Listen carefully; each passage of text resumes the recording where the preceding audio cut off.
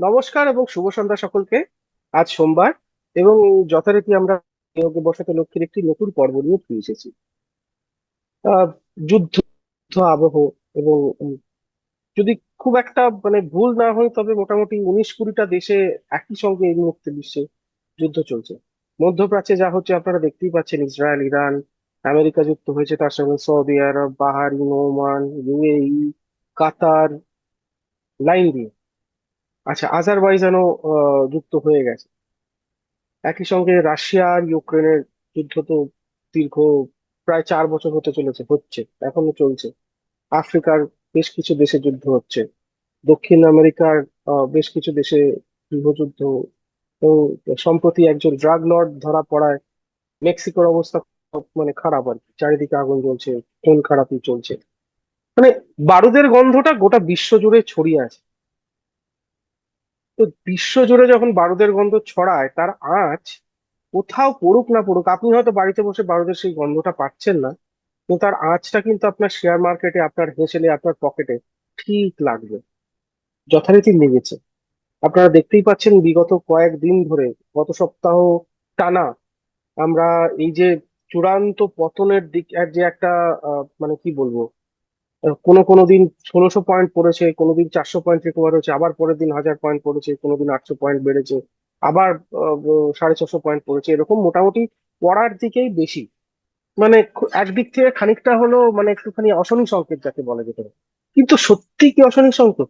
মানে আগেও এই ধরনের সিচুয়েশন আমরা দেখেছি। তো সেটার কিরকম, এর পরটা কিরকম হয়, এর কার্গিল শুরু করে ভারতও বেশ কয়েকটা যুদ্ধ দেখেছে, তারপরের পরিস্থিতি কেমন হয় সেটা নিয়েই এর আলোচনা। যথারীতি আমাদের সঙ্গে রয়েছেন কৌশিক হোসেন স্যার। আহ আপনাকে অনেক অনেক স্বাগত আমাদের শোতে। নমস্কার। তো চারিদিকে এরকম পরিস্থিতি, কি বলবেন আপনি? দেখুন, আহ, এই কি হয় স্টক মার্কেটে, আপনি বিনিয়োগকারী যেই হন, আপনি মিউচুয়াল ফান্ডে করতে পারেন বা ডাইরেক্টলি শেয়ারে করতে পারেন। হ্যাঁ, অনেকে ডাইরেক্টলি শেয়ারে করেন, ম্যাক্সিমাম লোকই মিউচুয়াল ফান্ডে করেন।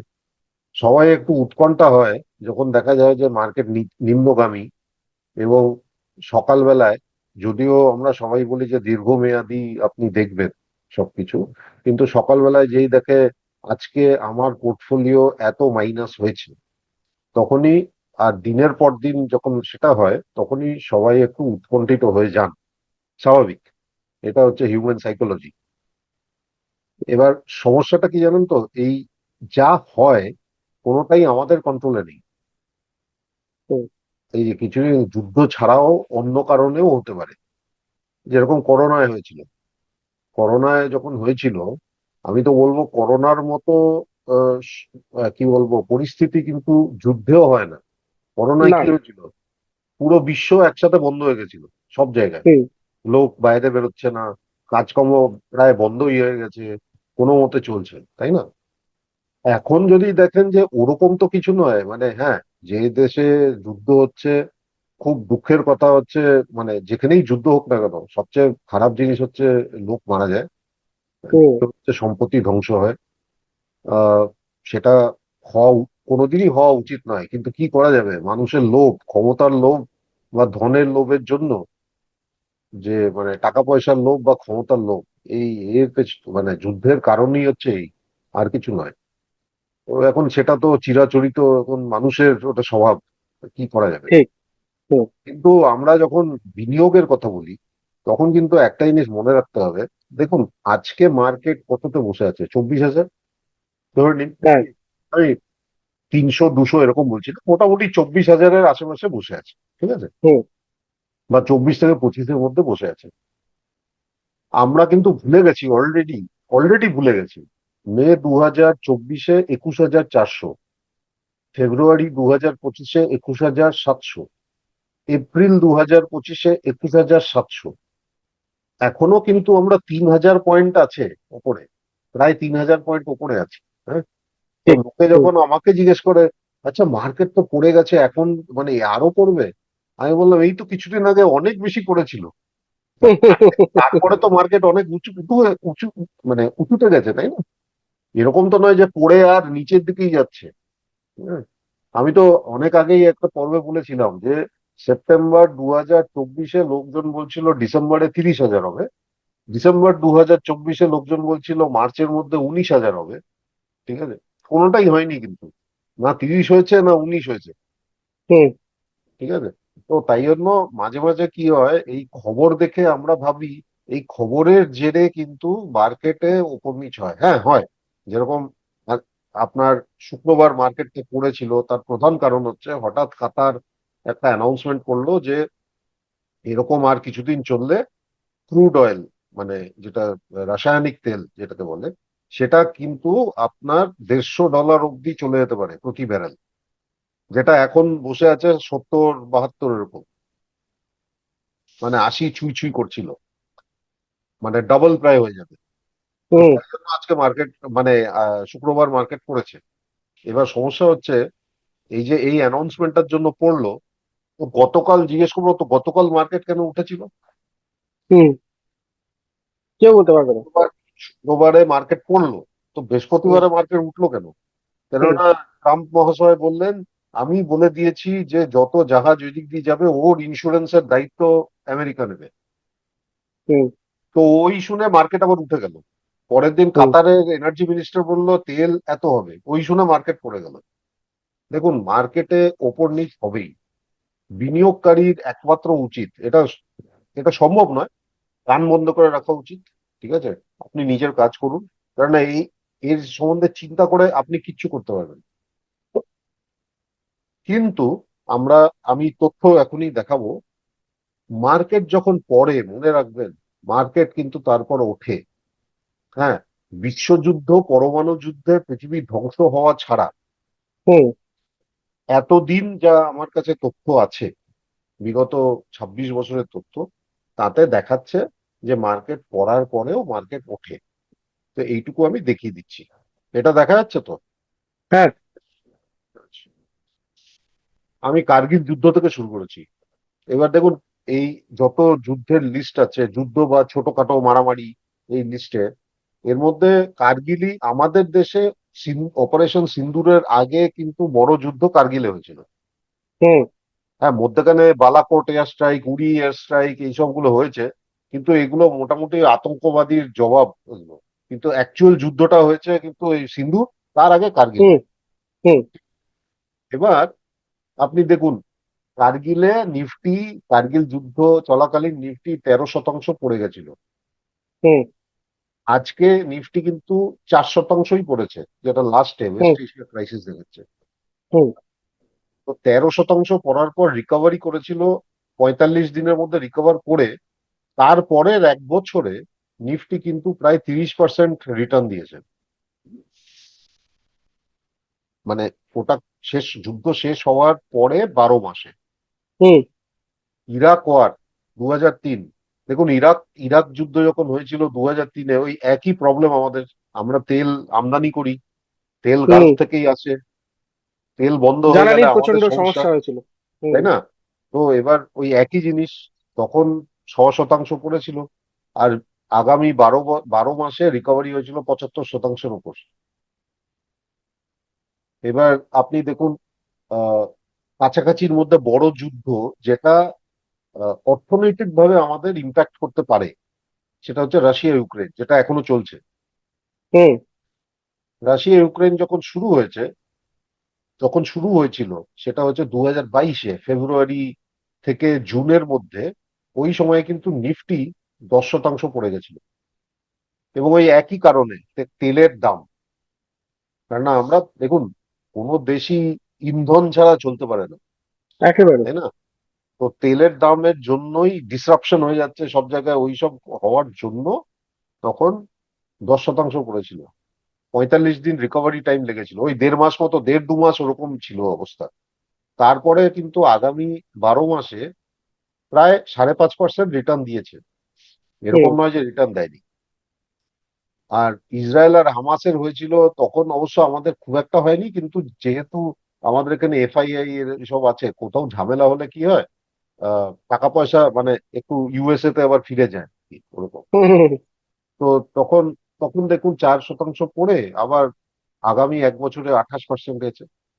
তো দেখুন, এতদিন বেড়েও গেছে। তথ্য তথ্য দেখাচ্ছে যে মার্কেট রিকভার করে এবং মোটামুটি আগামী 12 মাসে ভালো রিটার্ন দেয়, হুম। তথ্য দেখাচ্ছে। কিন্তু মিউচুয়াল ফান্ডে তো লেখাই আছে, past performance is no guarantee for future returns. কিন্তু ঠিক। আমার মনে হয় যে কোনো দেশের নেতা হোক, যারা যুদ্ধ করছে সে দেশের নেতাই হোক বা আশেপাশের দেশের নেতাই হোক, কেউ চায় না যুদ্ধ চলতেই থাকুক। ঠিক কেননা কথা। যুদ্ধ, যে কোনো যুদ্ধ কোনো অর্থনীতির জন্য ভালো নয়, সোজা কথা, স্পষ্ট একদম। ঠিক আছে? তো এবার তাই তাই যদি হয়, তাহলে আমার ধারণা এই যুদ্ধ, দেখুন এই যুদ্ধ যেরকম ভাবে চলছে, তাতে কিন্তু আমেরিকারও ক্ষতি হচ্ছে, ইসরায়েলের তো হচ্ছেই, ইরানেরও হচ্ছে, আশেপাশের 10টা একদম। দেশেরও হচ্ছে। এবং ওখান হুম। থেকে পৃথিবীর যত তেল গ্যাস, ওটা সিংহভাগ বেরোয়। ওটাই বন্ধ হুম। হয়ে গেলে আপনি কি ভাবছেন যে পৃথিবীর 150টা 200টা দেশ চুপচাপ বসে থাকবে? ঠিক। সবাই তো লাফালাফি করবে যে এবার তোমরা বন্ধ করো, কারণ আমাদের ক্ষতি হচ্ছে, হুম। তোমরা ঝগড়া করছো, আমাদের ক্ষতি হচ্ছে, তাই না? মানে আমি একদম কি বলবো, সরল ভাবে বলছি। মানে ঠিক কথা। ডিপ্লোম্যাসি ওই জন্যই হয় যে অন্য দেশের হুম। চাপ করছে, তখন তারাই চাপ দেয় যে আপনারা ঠিক। এবার থামুন, অনেক হয়েছে, আপনারা একে দুকে অনেক ধ্বংস করেছেন, এবার থামুন, হুম। কেননা আমাদের সমস্যা হচ্ছে। তো এই আমার মনে হয়, দেখুন, কোন, আমি আবার বলছি, আমি কোনো পলিটিক্যাল এক্সপার্ট নই না, তো এইসবে কমেন্টারি করি, কিন্তু হুম। লজিক্যালি আমি বলছি, কোন দেশের নেতাই চাইবে না যে চলতেই থাক যুদ্ধ, অসম্ভব, তাই না? তো এই হচ্ছে ব্যাপার। আমার মনে হয় না ওরকম ভাবে ব্যাকুল হওয়ার কথা। আর আরেকটা জিনিস বলে রাখি, করোনার করোনার উদাহরণটা নেবেন। করোনায় কিন্তু পুরো পৃথিবী বন্ধ হয়ে গেছিল, ঠিক কথা। যেটা এখনো হচ্ছে না। ঠিক আছে? তো এবার পুরো পৃথিবী বন্ধ হওয়া, তখন যে পড়েছিল এবং তারপরে যে রিকভারি হয়েছিল, সেটা সেটা যদি হতে সাংঘাতিক। পারে, হুম। তাহলে তো আমার মনে হয় না এটা ওরকম সমস্যা হওয়া উচিত। আর হুম। আরেকটা হুম। হচ্ছে, যখন মার্কেট নিচে যায় তখন কেনার একটা অপরচুনিটি থাকে। হুম। কিন্তু সর্বশেষে আমি এইটুকু বলবো, যারা বলছেন যে মার্কেট কি আরো পড়বে, দাদা, হুম। 3বার কিন্তু 21,400 21,700 হয়েছে, হ্যাঁ, বিগত 1.5 বছরে, তাই না? আমরা ভুলে যাই। তাই জন্য মার্কেট আরো পড়তেই পারে, মানে সেটা তো কেউ বলতে পারে না যে ভবিষ্যৎবাণী, তাই না? ঠিক কথা। তো হুম। আমি বলবো যে ওরকম ব্যাকুল হবেন না, হুম। আপনার শৃঙ্খলাবদ্ধভাবে চালিয়ে যান, যেরকম এসআইপি যেরকম চলছে চলুন, ওটা অ্যাভারেজিং করতে থাকবে আপনার ইনভেস্টমেন্টের জন্য। একদম। তাহলে ব্যাকুল হবেন না। একটা ব্যাকুল হওয়াটা খুব বুদ্ধিমানের কাজ না। ব্যাকুল হলে আপনার ডিসিশন মেকিং যে ক্ষমতা আছে, আপনার যে সিদ্ধান্ত নেওয়ার ক্ষমতা, সেটাতে বারবার আপনি আঘাত আঘাত পাবেন, মানে আপনি ভুলভাল ঠিকঠাক ডিসিশন হবে। সিদ্ধান্ত নিতে পারবেন না। হ্যাঁ। একদম। ভুলভাল ডিসিশন হয়, ফলে ব্যাকুল হবেন না। এক। 2 নাম্বার হচ্ছে, জানবেন সবকিছুর একটা শেষ আছে। এটা যেটা চলছে প্রত্যেক কটা আপনার সুখের দিন শেষ হয়ে যেরকম আবার রিটার্ন, কোনো একটা খারাপ দিন আসে, আবার খারাপ দিন শেষ হয়ে সুখের দিনও আসে। তো এটাই নিয়ম, এটা একটা সাইকেল, একটা চক্র। এটা ক্রমাগত হতেই থাকে। তো যুদ্ধ শুরু হয়েছে, যুদ্ধ শেষ হবে, শান্তিও স্থাপিত হবে। তো এটা নিয়ে ভাবনার আরেকটা কিছু জিনিস নেই। আমি বলতে চাই, পুরোনো একটা, এই ডিসেম্বরে আমরা এপিসোডে যেটা দেখিয়েছিলাম না, ফান্ড ম্যানেজাররা কি বলছেন 2026-এ কি হবে, তখন তো কেউ জানতো না একদম। যে যুদ্ধ হবে। যুদ্ধটা হবে, কিন্তু তারা এক্স্যাক্টলি। কি বলেছিলেন? তারা বলেছিলেন 2026 কিন্তু ভোলেটাইল হবে, ওপর নিচ করতে থাকবে, তাই জন্য সাবধান থাকবে। তারা আগেই বলে দিয়েছিলেন। তখন কিন্তু যুদ্ধের কারণে বলেননি, তারা ইকোনমি বা কোম্পানির পারফরমেন্সের অনুযায়ী বলেছিলেন। এখন আপনি দেখুন, ঠিক তাই হবে, তাই হচ্ছে, আর কিছু হচ্ছে না। তো আহ, আমি বলবো, যারা জানে বা যারা এই বিষয়ে যারা যথেষ্ট জ্ঞানী, যারা সারাদিন এটা নিয়ে পড়াশোনা করেন, তাদের কথা শুনুন।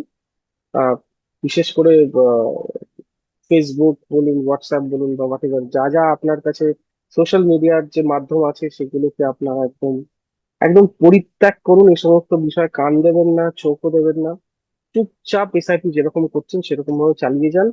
যদি বেশি ডিপ করে, তা আপনার যিনি পরামর্শদাতা আছেন, যিনি আর্থিকভাবে আপনাকে আর্থিক সিদ্ধান্ত নিতে আপনাকে সাহায্য করেন, তার কথা শুনে আপনি যদি লামসাম কিছু ইনভেস্ট করতে চান, সেটাও করতে পারেন। সেটা আপনার উপর ডিপেন্ড করছে। ইনভেস্টমেন্ট বন্ধ করবেন না। নিচের মার্কেটে, মানে যখন পয়েন্ট কমে যায়, সেই সময় মার্কেটে যদি ইনভেস্ট করেন, তার লাভ কিন্তু অনেক গুণ বেশি হয়, আপনার কাছেই ফিরে আসবে। কোনো ভয় পাবেন না, ব্যাকুল হবেন না। সবকিছু শেষ হয়, সবকিছু পয়েন্ট বলে আমরা এপিসোডটাকেও শেষ করছি, কারণ এটা শুরু হয়েছিল একটা সময়, এখন তো শেষ হবে। আপাতত এই পর্যন্তই। সামনের সপ্তাহে আবার দেখা হবে। ধন্যবাদ, নমস্কার। আমাদের ভিডিও ভালো লাগলে লাইক এবং শেয়ার করুন। কমেন্ট সেকশনে গিয়ে জানান আপনাদের মতামত। আরও ভিডিও পেতে আমাদের চ্যানেল সাবস্ক্রাইব করুন এবং প্রতি মুহূর্তে খবরের আপডেট পেতে প্রেস করুন বেল আইকন।